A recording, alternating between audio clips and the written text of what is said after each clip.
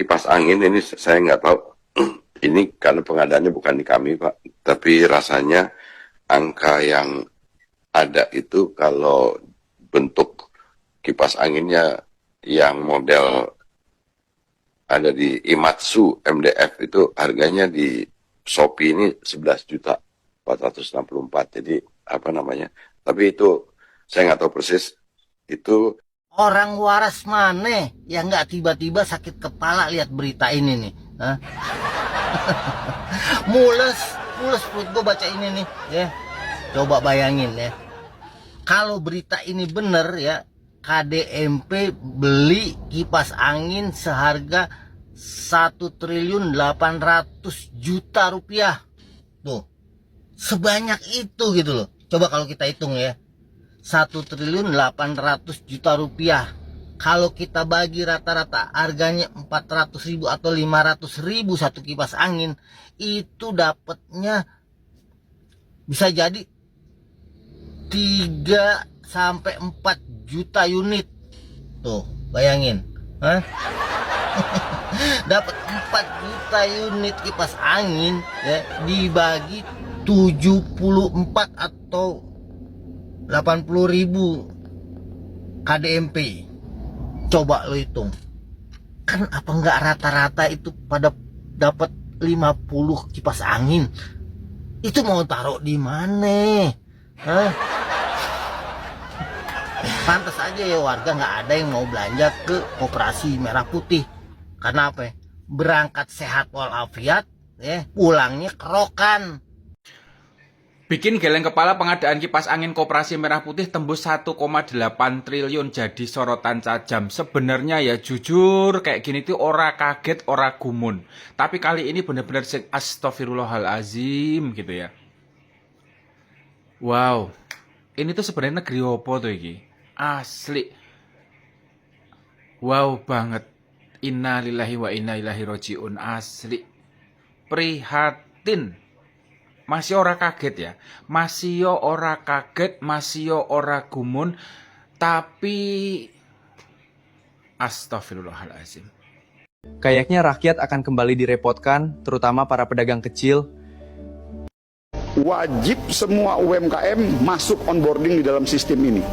Kementerian UMKM mewajibkan 57 juta UMKM untuk mengakses aplikasi SAPA. Mulai dari yang ekspor, impor, hingga tukang gorengan di depan gang ini harus mewajibkan untuk mengakses aplikasi SAPA. Kalau tidak, nanti bisa dianggap ilegal. Apakah tukang gorengan ini bisa mengakses digital seperti yang disampaikan Pak Menteri? Di depan penggorengan ternyata panas ya, seperti kebijakan yang akan dipersiapkan oleh pemerintah saat ini yang juga menjadi pro dan kontra atau polemik di masyarakat. Masuk juga pedagang gorengan akan diminta terintegrasi dan juga digital. Apakah mereka sudah siap dengan sistem ataupun kebijakan dari pemerintah ini? Kita tanyakan. Saya nggak punya HP-nya Pak Menteri. Belum siap ya. Kenapa Pak? Ya kan harus punya persiapan ya kan. Persiapan HP-nya kan. Kalau untuk tempatnya ini kan cuma sementara di sini. Lebih dari 57 juta pengusaha UMKM siap-siap digitalisasi. Tak mau partisipasi bisa tak diakui.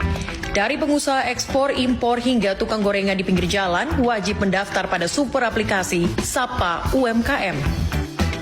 Lagi-lagi intimidasi dengan kata ilal kalau gak daftar, arogan dan ugal-ugalan perintah ini. Pemerintah siapkan gebrakan baru, Kopdes bisa kelola tambang hingga sumur minyak. Kata gua mah ya, itu benerin dulu si Kopdesnya, baru bikin gebrakan baru. Itu aja kemarin di Melawai, keuntungannya selama 6 bulan 78.000. Itu kalau dibagi sebulan cuma 13.000. Itu mending ngarkir kata gua mah, daripada buka Kopdes 13.000 sebulan anjir. Belum lagi itu di hutan sama di gunung gimana coba. Sampai sekarang kejelasannya nggak jelas tuh. Biar apa? ya nggak tahu. Pakai segala mau ngurus tambang sama sumur minyak. Sorry ya. Kata gua mah ya benerin dulu yang ada sekarang dibenerin. Jangan terlalu banyak gebrakan. Ingat kata Rasul, segala sesuatu yang berlebihan itu tidak baik. Fokus aja dulu sama yang ada sekarang, fokus dibagusin, dibenerin, jangan terlalu banyak gebrakan. Ada berita Polri akan uji keaslian emas 74 kilo itu. Akan melakukan uji terkait tentang barang bukti yang ada pada hari ini terkait tentang barang bukti emas.